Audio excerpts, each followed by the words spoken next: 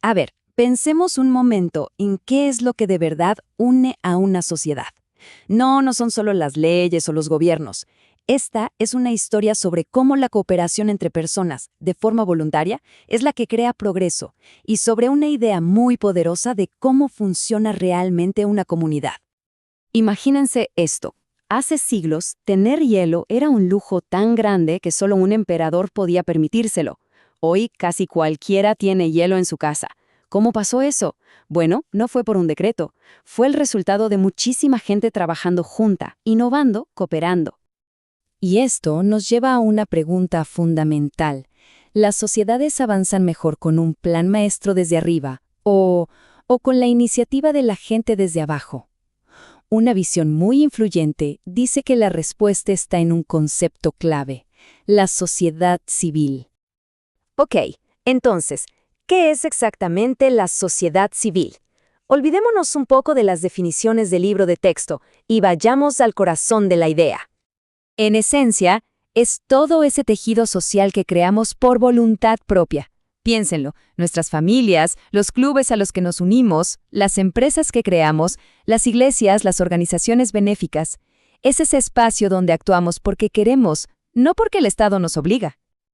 Y lo que es increíble es lo amplio que es esto. Miremos a nuestro alrededor. El equipo de fútbol del barrio, un club de lectura, los sindicatos, las empresas, los grupos de vecinos. Todo eso es la sociedad civil en acción, tejiendo la red de nuestra vida. Y aquí está el punto clave, la gran diferencia. Uno se une a un club porque quiere, nadie puede obligarnos. El Estado, por otro lado, funciona distinto. Sus reglas, como los impuestos o las leyes, son para todos, sí o sí. Esta diferencia entre lo voluntario y lo obligatorio es fundamental para entender esta forma de ver el mundo. Pero, claro, esta idea no está libre de debate. De hecho, nos mete de lleno en una discusión filosófica importantísima sobre cómo debería ser la comunidad ideal. Y aquí vemos un choque de trenes. Por un lado, una visión que celebra la sociedad civil como una fuente de riqueza y diversidad. Y por otro, una visión como la de Marx, que la veía como un montón de individuos egoístas que debían ser absorbidos por un gran colectivo. ¿Libertad individual o unidad comunal? Esa es la cuestión. Hay un modelo que nos imagina como el centro de una cebolla, con varias capas. Somos parte de una familia, que es parte de un barrio, que es parte de una ciudad, y así con lealtades que se van expandiendo hacia afuera. Pero el modelo de la sociedad civil sugiere algo muy distinto. Círculos que se cruzan, que se intersectan. Aquí, una persona no pertenece a una sola jerarquía, sino a muchísimos grupos a la vez. La familia, el trabajo, un equipo deportivo, una comunidad religiosa. Somos, digamos, el punto donde se cruzan todas nuestras elecciones. Bueno, todo esto suena muy teórico, ¿verdad? Pero ¿cómo se veía en la vida real? Vamos a viajar un poco al pasado, a una época antes del estado de bienestar moderno, para ver esta idea de la ayuda mutua funcionando. Y esto nos lleva a la pregunta del millón. ¿Qué sistemas había para ayudar a la gente con sus problemas y necesidades? La respuesta es bastante sorprendente. En 1920, solo en Estados Unidos, 18 millones de personas, casi un tercio de todos los adultos, eran miembros de sociedades fraternales. Y no eran simples clubes para pasar el rato, eran redes gigantescas de ayuda mutua. Miren, la historia está llena de ejemplos. Desde las sales de caridad en la Edad Media, hasta las enormes órdenes fraternales. La gente siempre se ha organizado para cuidarse entre sí. Era, en cierto modo, un sistema de seguridad social construido desde abajo hacia arriba. Entonces, si estas organizaciones eran tan populares y funcionaban, ¿qué les pasó? ¿A dónde se fueron?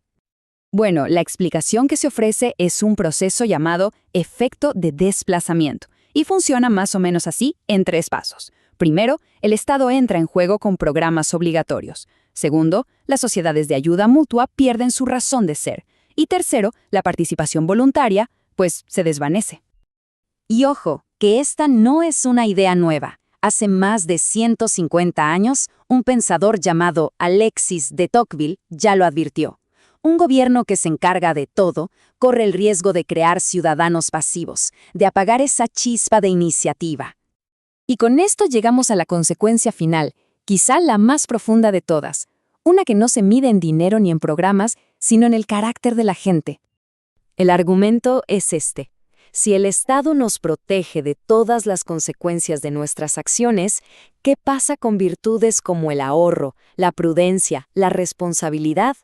¿Para qué ahorrar si el gobierno se va a encargar de la vejez? ¿Se debilita, por así decirlo, ese músculo de la autosuficiencia? Pero cuidado, es súper importante entender esto.